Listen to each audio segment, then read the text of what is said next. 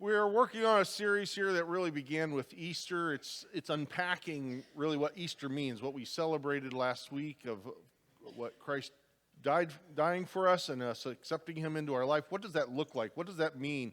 What are some of the implications? And so we're going to be looking at three areas of where we can be letting go, of allowing Christ to come in and make the changes that need to be made in our life. And so today we're going to start with that series and look at letting go of shame. Shame's a pretty powerful experience. It's really complex. It's very deep in our life. And so this is one area where God goes, this is not what I want for you. And so let's explore that here a little bit. When I lived out in California, I worked for a company that we delivered appliances and furniture. We didn't have the top shelf clientele, all the fancy folks. In fact, we probably had the bottom rung of clientele. And so I went into a lot of strange and weird situations and housing situations and lots of different stories. But there was one that really stood out to me. So one of the things we would do is that we would also repair things that we had sold and said, hey, you know what, we'll keep it working for you. And so this guy had bought a range from us. I didn't deliver. It happened way before I was there. But they were like, well, go down and check it out, pick it up, and bring it back, and we'll get it fixed. And so I went down, and he wasn't there. He said, I'm going to just leave the door open. You go on in. And we walked in, and it was this long, dark hallway to start with. And we were like, okay, kind of dingy. And then we began walking down this hallway, and it was inescapable that as you took a step, it would go. At first, we were like, oh my goodness, did they do something to the floors here? Are they finishing it? But as we got to the end of the hallway, and the stench began to build, and we saw all the cats, and knew what was making the floor so sticky. In fact, not just that hallway, everywhere in the whole house, no matter where you stepped, you could not escape it. You had cats all over the place. And even if you kind of plugged your nose everywhere you stepped, you just physically felt it right through your body. Just, and it was like, oh, this is horrible, horrible. And so we were like, let's just take care of business. We're going to deal with this range. And so we went and I started working with it just to see if it was an operator error or something I could figure out. And so I started playing with the controls, and it had a digital display, and right across the digital display, not on the outside, on the inside, a cockroach walked right on through there as I'm pushing buttons. The whole thing was just infested with cockroaches. It was awful. And you're having the exact right response, right? That's kind of revolting and stomach churning of going, oh, how could anyone live like that? Like, we might have a little bit of a messy house, but this is so extreme, so over the top. How could anyone stand to live that way? That is a perfect picture of what shame is. And in fact, that person was living literally in shame. That's became not just something that kind of happened to his house, but what he lived in and what he accepted and probably took on as his identity. When we look at shame, shame isn't just about failure or having a bad day or something not going right. It's more profound. It can start there, but shame is about really not measuring up. It is about a statement of who and what you are. It really becomes an identity that you can't quite escape. I suspect that gentleman was like, you know what, this is the way our house is, and it's so far gone, why even try anymore? I'll just live with it as it is. This is the way it has always been, and I'll just continue to make it work, live in that type of a situation.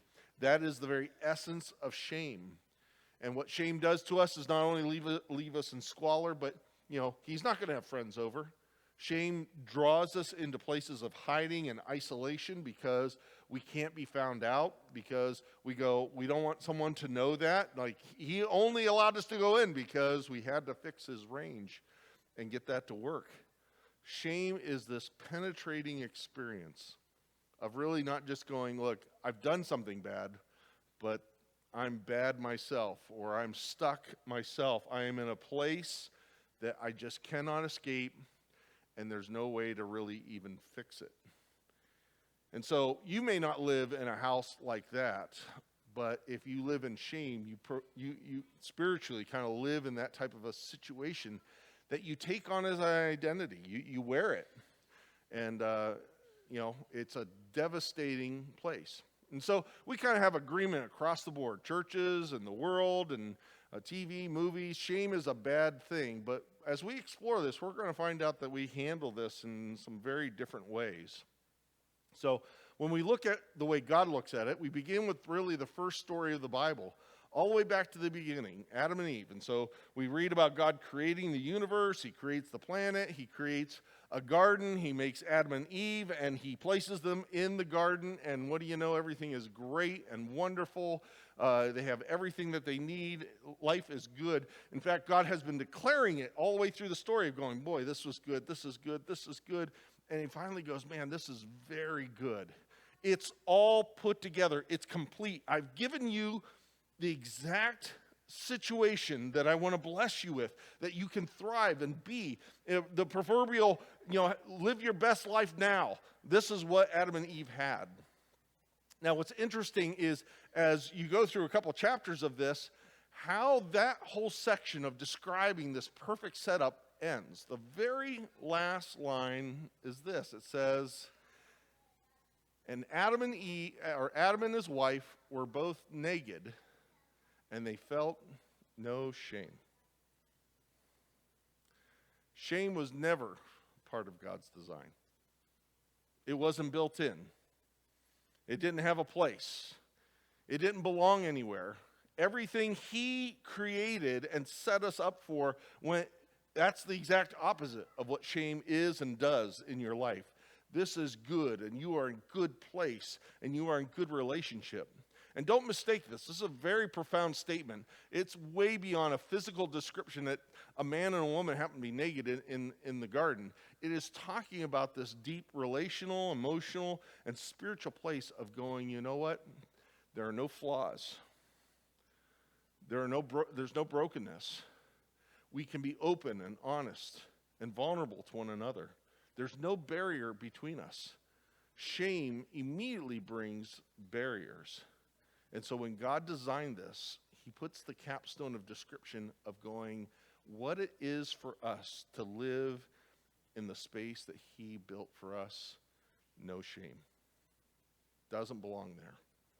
Now, if you know the story as it goes along, he set it up of going, look, you've got the whole garden, everything is set up for you, go ahead and have it. There's one tree, leave it alone and put a boundary around it. Just trust me on this. And of course, over time, they eventually get enticed and they take from the tree. Now, be careful. Don't do the silly theological thing of going, oh, God's playing a trick on them and he kind of arbitrarily picked a tree. This has nothing to do about the fruit. This has everything to do about trust. And that's exactly the way that story unfolds of going, can they really trust God, or is God holding out on them? If I did it my way, if I did it the way that I thought was best, forget God. I'll go my way. And that's exactly what they did. And they broke this relationship they had with God. And what's incredible is what happens next. The very next thing. So they eat of the fruit. And this is before God shows up. They know that they are now naked. It is not, again, a physical description. It's a spiritual description. Suddenly they know they have done wrong. Now they have flaws in their life. Now they realize, holy mackerel, I'm exposed. I'm vulnerable. You can see what's wrong with me, and I can see what's wrong with you. And the first thing that they do is they weave together from the leaves and make some clothing to cover themselves. They are the first vegetarian artistries. No, that's whatever. Clothing people. There you go. Right? And this is really profound of going, what used to be wide open and honest, now we are trapped in this place of hiding from one another. And that's indeed what happens. God comes down to meet with them because he built us for a relationship with him. He's not a guy that started this and then checked out. He comes to have a relationship with us, and he's looking for them. They're hiding, and he finally goes, Adam, where are you? And Adam has to admit, we heard your voice, and we're afraid and hid from you. Because this is what shame does. Shame says, I can't trust you, and I can't be vulnerable with you. I have to hide myself. Teenagers, this is the reckless time for them of going, everything's changing, everything feels out in the open, then you throw in all that social media. It's a crazy time. I'm telling you, teenagers, adults are in the same place. We're just a little more sophisticated about how we hide. We find out ways of going, oh, well, I'm going to kind of keep a lot of stuff kind of close to the chest. I'm not going to reveal too much. Not that you have to be wide open with everybody, but we hide. We live by what I call an elevator ethic. You know what that is. I know you may not know that title, but you know it. No one even trained you on this, and you know it. You get on an elevator, and what are you supposed to do? I'm going to just stare afraid of her. I'm not going to talk to you. You won't talk to me. We just got to make it through. Even someone can let out a stinker. Not going to say a thing, We're just going to stand here and look at the wall. Get out. Now, I'll talk about you in about 5 minutes, but man, while we're in the box, an elevator ethic. I don't call you out. You don't call me out. Let's all just kind of get along while we're on this ride together. Because we got to hide. Because we are so aware of our flaws and our inadequacies that we have to keep people out. I could never let you walk down the sticky hallway of my life. I can't even let God in that space. And so they hide from God. God eventually finds out what goes on, and he declares what the consequences are going to be. And you know what? The first thing God does then? He gives them a new set of clothes made out of skin. Something had to die to cover them as they were expelled from the garden. I don't know if how familiar you are with a lot of other religions or other creation stories. There is none that come anywhere close to diagnosing the human condition like the biblical story here, of telling us right where we are. It doesn't matter how many thousands of years later it is. It doesn't matter how much technology we have. This is right where we are and where we live. We are all trying to deal with this shame and trying to make it through the elevator ride without getting called out. Now, the Bible story really it starts from here and is an ongoing story of how we do this, we try to live our lives and we get it wrong, and so we hide and we're suspicious of one another, and we might judge other people, and how do I protect myself? We're always hiding, and this is really the dynamic that goes through the whole human story. And so we're going to jump ahead several hundred years to the time of the prophets. Zechariah had an interesting take on this. In fact, God kind of gave him a message, different snapshots of kind of God saying, look, here's your situation, but here's who I want to be in that situation. So let's go to Zechariah 3. He opens up with a courtroom situation. Now think about that. How's a courtroom organized? Can you hide in a courtroom? Not if you're the defendant. What do? We put you right up front. You're right at the table. You got to stand in front of everybody. You got to listen to everybody say all this bad stuff about you. Now, you might get a chance to go, whoa, no, I didn't do that, or I didn't mean to do that. But there is no hiding. We are totally exposing you. It's a rough scene. And so we have here a character named Joshua. He's an important Bible figure, but he represents Israel. And he stands there as a high priest. Now think of that. A high priest is God's representative, God's person. They're supposed to represent the best of who God is as best that they can. Here he stands, and instead of having beautiful robes and garments and a really big hat, think of like a pope totally decked out, right? All this stuff that really kind of goes, you're regal and you're associated with God. Instead, he's standing there with filthy clothes on. Absolutely ragged. Now, along with him is a prosecuting attorney and a defending attorney. Now, the prosecuting attorney is obviously bringing the case against him and going, look at how terrible he is. Now, do you know who the prosecuting attorney is? A lot of people think it's God. That's God's role in your life. He's going around to tell you how bad and awful you are. What a big screw up you are. And he's really ticked off. And if you had just been able to get your act together, you wouldn't be in this mess. But it's not God. God's on the judge seat. He's the judge in the scenario. The prosecuting attorney is Satan. In fact, that's what his name means, is the accuser. And he is just leaning into Joshua. He's like, look at this, God. This guy is supposed to be your best. He's supposed to be your representative. You saved them. You rescued them. You did miracles in their life. You gave them your laws, your wisdom. You walked with them. You guided them. You fed them. You provided for them. And all they've done is screw up throughout their whole history. They are a disaster. Shameful. And they deserve your full judgment. Now, the world would look at this situation and go, man, this is tough. This is hard. And we should not go this route. Shame is a bad thing. We should get this out of our life. And they would recommend for us of going, you know what? Shame is always inappropriate. It has no place. Because you know what? The past is the past. You just go ahead and move on. It's great. Let's just pretend it didn't happen.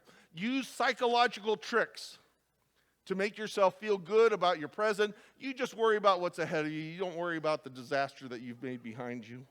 And honestly, it's probably other people's fault anyways. It was the system. That's what really got it. You're fine and you're swell. No, that's what the world says. But in this courtroom situation, Satan is calling out the nation of Israel, and here's the thing. He's right. He's 100% right. The people have been a stumbling disaster one after another. Every once in a while you get a kind of a good person, but even they had their flaws. Just mistake after mistake. No matter how good God was to them, they seem to always kind of find a way to mess it up. Satan is absolutely right. And it is a place of calling shame down on Israel. And they had to deal with it.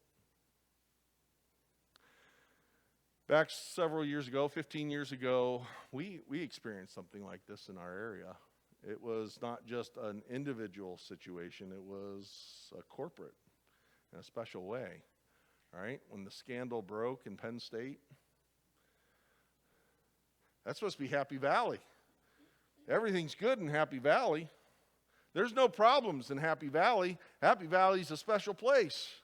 We honor tradition. We do things right. We watch out for each other. Even those of us that live outside of Happy Valley, we are Penn State. This was a big part of what our identity is, and we felt good about it and our participation. And then this broke, and it shook our whole area. And all the I shouldn't call them scoundrel, all the media from everywhere else came, and they put down all the shame. How awful, how terrible. Culture of silence, all the things that happen. And you know what? There's people that have different perspectives and exactly, what to what extent was what. But I'm telling you what, I had only lived here for 4 years, and I could feel the weight of shame in our area. We hadn't done it. That was Jerry. And yet we all bore it, didn't we? They took away the program. People got fired. And you might have gone, boy, we're just not really happy about that. We'll just have to kind of work our way through, and we'll come out on the other side. But there was that place of going, at the heart of this, there were devastated lives. Destruction that had happened that just couldn't simply be swept away. Yeah, that was a whole area. Maybe you feel that way about your own life. There are parts of it that you go, I know what it is, and I can't just kind of wish it away. Satan is right. I messed up. I got this wrong. Whether it was before you followed Christ, maybe it's after you followed Christ. And you just go, I wish it hadn't happened, but it's true. That shame is deserved. What do we do with that? Paul talked about it in the New Testament to the early church. To one of the churches he wrote this letter, he says, look, godly sorrow, shame, guilt, the godly kind is useful because it brings us to repentance. It makes us aware, wow, something's wrong, and I want to change. And that can lead us to salvation. And when we pursue that, when we act on it, it leaves no regret because it cleans the house. It's worldly sorrow, earthly sorrow, our own way of, when we process it by ourselves, that shame comes, and we're like that guy that just goes, why clean it up? It's always going to be this way.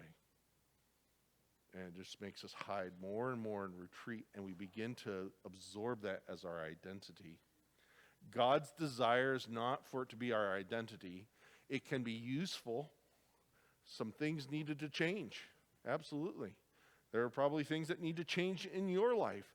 That can be helpful, but he doesn't mean for you to stay there. It's to lead you to a place of repentance and renewal. So the final scene in Zechariah 3 is, so Satan is just going hard on Joshua, but then the defense attorney gets up and says, all right, Joshua, Israel, you've got some work to do. You need to walk in obedience. You need to learn to trust God. But I'm going to put new clothes on you. And they begin to take off the filthy clothes, and they put on the clean white garments. They give him a new turban, restoring him to his place as high priest, as a representative of God. He doesn't earn that. He's got to live up to it. But this is given as a gift. This is what God's saying. He's going, this is your state. This is the situation you're in. You have shame on your head, but I want to give you new clothes and restore you back to the role that I have for you. It's a really powerful scene. So one last story. We're going to fast forward again a few more 100 years. We're going to go to Jesus. Jesus comes on, and he does a lot of teaching, but he has this one particular parable. And you know, it's a famous one. It's about a family. He says, well, there's this father that had 2 sons. Now, he's a pretty wealthy farmer. He did pretty well.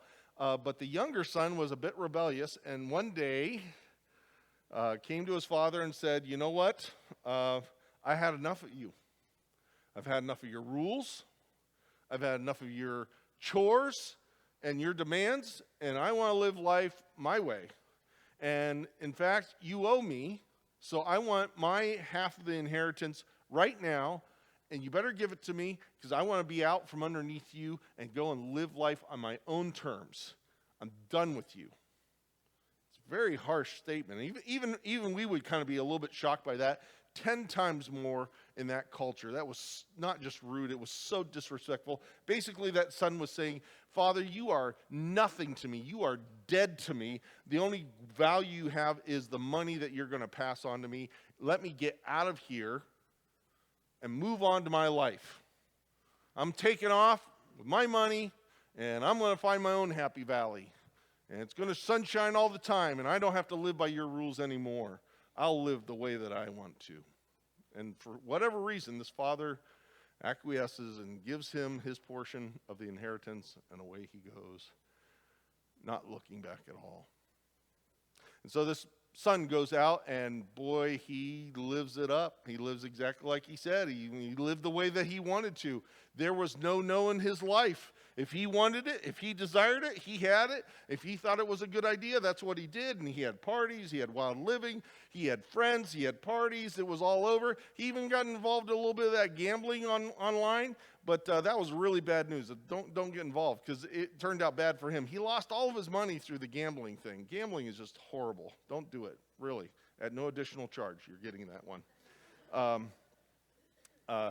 And what do you know? Through all this crazy living, the money was used up, and the good times stopped. The parties stopped. They wouldn't even give an advance in the gambling things anymore. And suddenly, all the friends were gone too. Those are all consequences that he had lived out, that he had chosen, that he had caused. He was alone, he was broke. But then in the story, Jesus says, then a famine came along, something he didn't control, but he was in no ways ready for it. A famine came along, and his bad situation went to destitution. And the only job he could find was feeding hogs. Have you ever been to a hog farm? It's worse than the house. I mean, you can't scrub enough to get that type of stink off. They are smelly and nasty and muddy. Oh, it's terrible. It's a terrible job. And that's the only one that he could find. But think about this. This is more profound than that. This isn't just saying, boy, he had a low-paying job, he had a stinky job, an unappealing job. What are pigs in Jewish culture? They are unclean. God says, no, don't even touch them. Don't even eat them. You're not to be associated with them. And this is the only job he could find. It's quite amazing. In just 2 lines of a story, that he went, this is the only job he could find, feeding pigs, and the pigs were eating better than him. You couldn't do a better job of defining shame than this moment. No family, no money, no future. And even what God says, leave it alone, is eating better than you. Shame. He had done it. He's the one that walked out. He's the one that squandered everything. He's the one that was foolish. And here he was, in a place of shame. Until one day, Jesus said, that he came to his senses, and he began to think, even the servants at my father's ranch, even they have enough food to eat. They have a nice place to stay. They're treated with some sort of respect, more than when I'm here. And so he makes a decision. He says, I'll go back and I'll say to my father, Father, I have sinned against heaven and against you. Now don't miss that line. That's a really important line. He is coming to his senses and recognizing his role and his responsibility in this. This is how he's going to begin coming home. And I'm telling you what, this is the difference between Christianity and everything else. Literally, everything else. Every other religion, every other philosophy, because everyone else starts off with going, you know what? You're not that bad. You're kind of swell. You just need a little bit of guidance. You need a little bit of instruction, and you can figure this out on your own. Christianity says an absolute no.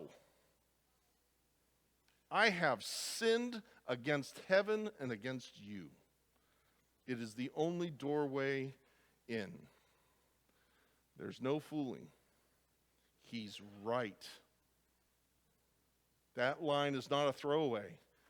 He dishonored his father. And so it wasn't just a personal grudge. He had offended God and his laws by dishonoring his father. He's correct. But look at where he goes. And so I am no longer worthy to be called your son. Shame. It had become now his identity. He had nothing else. All I can hope for is my Father's mercy, that you would treat me like one of your hired servants, a nobody. Somebody that just sweeps the floor. I'm not your son anymore because I'm not worthy because of what I have done. So he sets out with this plan, and he heads back, and you can just imagine he's rolling this over in his head as he's walking the whole way home, right? He's just practicing this over and over. It says that he was getting close to his father's ranch, and the father saw him from a long ways off and took off running. He ran towards the son. I suspect that he got a little bit nervous about this, of going like, is he going to go, you're not even allowed on my property. That's why I'm running at you. I'm going to run you off. But as the father approaches him, he embraces the son. And you can just kind of hear the shock physically of like, this is not what I was expecting. He has to gather himself after the hug, and he gets into his speech. He says, Father, I have sinned against heaven and against you. I am no longer worthy to be called your son. And that's as far as he gets, because dad isn't even listening. Instead, dad says, well, I'm glad that you took responsibility, and we'll put you on probation. We'll see how it works out. If you don't screw up anymore, maybe in a few years, maybe something good can happen. Don't even go into that gambling. Pastor Noel already warned you about that. You go into the gambling, you're out. It's no good. No good. Bad for your family. No, Father doesn't say that. That's what you would expect. You know what the father says? Quick, let's go get him a new set of clothes. Let's go get him some sandals for his feet. Get him a ring of the families to put on his hand. Go kill the fatted calf. My son has returned. Probably give him a bath too. Probably stinks to high heaven. All right? What does the father do? He redresses him. He take off those garments of shame and put on the garments of my son of belonging. Not because you earned it. Father's well aware of what he did. The son is correct. But that's not what's in the father's heart. That was never his plan. That was never his desire. Shame is not where he wants his sons and daughters to live. Instead, he welcomes us home inexplicably, undeservedly, and said, I'm so glad to have you here. Have you picked up on this? How this has been a theme of what you wear? We hide. We wear things to hide us. We wear things that describe us. We wear shame on our persons. We hope nobody else notices. We try to hide it as much as possible. And each time God comes along and says, that's not what I want you to wear. I have other clothes for you. Now, don't mistake this. This is not God just kind of going, shame's a bad thing, let's get rid of it. Let's pretend it didn't happen. Let's do the world's lies of going, just pretend it's all okay. It's not. They were all wrong. The son was correct. I have sinned against heaven and against you. But the Father's grace comes because it's been paid for. That's what we celebrated with Easter. Christ came and bore our shame. He took on all that we have done to make us right and to say, we welcome you home. You belong to the family because I've paid it. That's exactly what Paul talks about in Colossians. He says, giving joyful thanks to the Father who has qualified us to share now in the inheritance. We were disqualified. We didn't belong. We had messed it up. And probably we're going to continue to mess it up. But the Father stepped in and says, I have qualified you. You are now part back of the family. You've got an inheritance. You have a future. You have a place where you belong. You have a ring on your hand. You've got new clothes. You've got sandals. You are my son. You are my daughter. How's this possible? For he has rescued us from that dominion of darkness, from that house of sticky floors and infested bugs, and the madness that is, well, that's just the way it is. I can't change the past.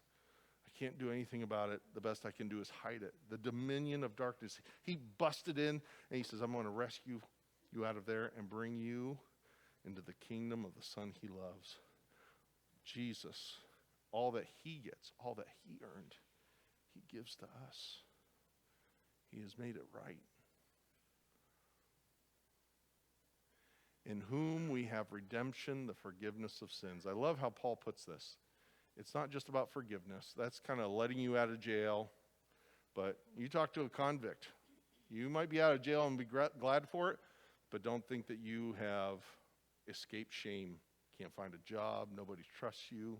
Can't find a place to live. Everybody's looking at you sideways. That's why this is about redemption. Forgiveness gets us there, but this is about a restoration. He never designed you to live in shame. He designed you to live in his freedom. He paid for it. Don't believe the lies of the world. It's not a psychological trick or a game. This is about being clean.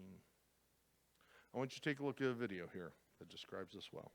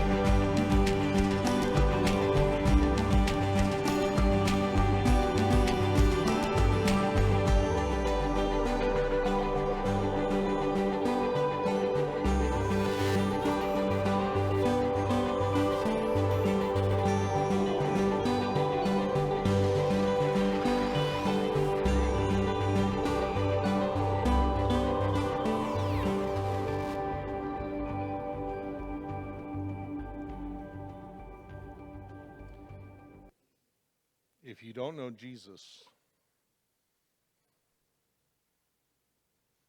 and you're living in shame, I know the one that can rescue you from that. You don't have to live there anymore. You weren't made for it. And if you follow Christ, but still let shame cling to you, sticky like that floor, that's not what God has for you. He has something better. He wants you to walk in his freedom. He has settled the past. And he has you for whatever may come. You are his son. You are his daughter. He wants you to walk in that freedom. Let's pray about it.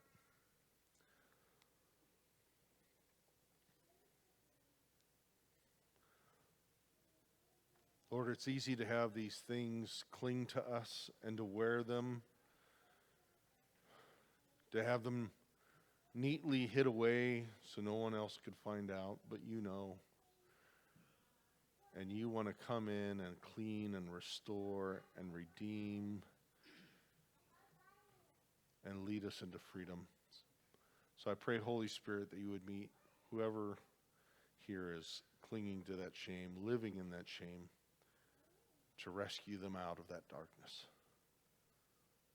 You have paid the price, and you are enough. We will walk in your light.